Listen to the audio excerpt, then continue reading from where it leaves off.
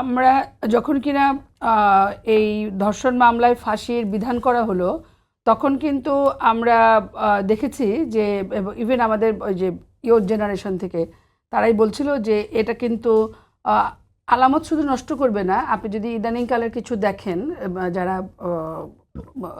ধর্ষণের শিকার হয়েছে বেশিরভাগ নারীদেরকে মেরে ফেলা হয়েছে। ইভেন আমরা তো কিছু রিপোর্টে দেখেছি, নিশ্চয়ই আপনিও সেটার সঙ্গে একমত হবেন, যে মেরে ফেলা না, তাদেরকে ছোট ছোট করে টুকরা করে ছড়িয়ে রাখা হয়েছে ভীতি প্রদর্শনের জন্য, তাই না? তো এইটা কিন্তু জানে যে আমি যদি ধরা পড়ি তাহলে কিন্তু আমার ফাঁসি হয়ে যাবে, তো আমার মৃত্যু আমি নিশ্চিত। তো এই জায়গাটা এটা কিন্তু ভয়ঙ্কর দিক।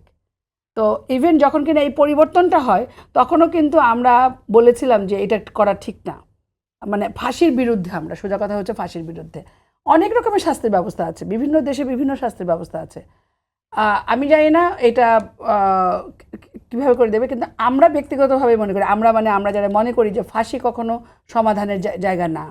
এবং এইটার সঙ্গে হলো গিয়ে যেটা হয় যে নারীকে ধর্ষণ করে এর পরবর্তীকালে দেখেন, আমি বিশ্বাস করি যে বিজ্ঞ আইনজীবী নিয়েও একমত হবেন, এই যখনই এটা বিধান করা হলো যে ফাঁসি দেওয়া হবে, এরপরে ওই বেশিরভাগ ক্ষেত্রেই হচ্ছে নারীগুলোকে মেরে ফেলেছে এবং সেগুলোকে পিস করে ফেলেছে। কিন্তু আবার ফাঁসির জন্য মানে ধর্ষণের সর্বোচ্চ শাস্তি নিশ্চিতের জন্য একটা বড় ধরনের আন্দোলনও হয়েছিল। আপনি মনে করেন আন্দোলনের চাওয়া, আমি জানি, আমি সেটার কথা বলছিলাম, আমরা যখন ইয়েতে ছিলাম তখন আমরা ওটার কথা বলছিলাম যে এটা চাওয়া হয়েছিল, এবং এটা চাওয়া হয়েছিল এই জন্য যে যাতে করে অপরাধটা কমে। কিন্তু আপনি এর পরের আপনি অ্যানালাইসিস করে দেখেন অপরাধটা কমেনি।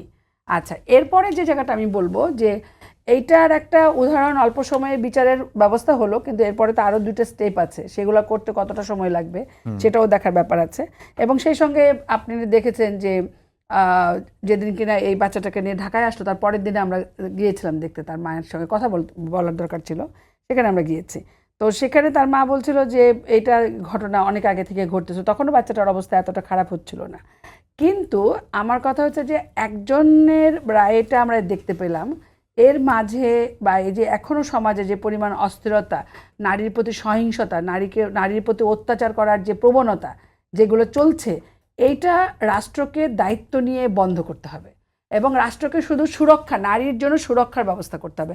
ঘরে ঘরে যে সুরক্ষা দেওয়া যাবে না, রাষ্ট্রীয় কাঠামোটা এরকমভাবে হবে, রাষ্ট্রীয় বলয়টা এরকমভাবে হবে যেখানে নারী নিরাপত্তার সঙ্গে চলতে পারে।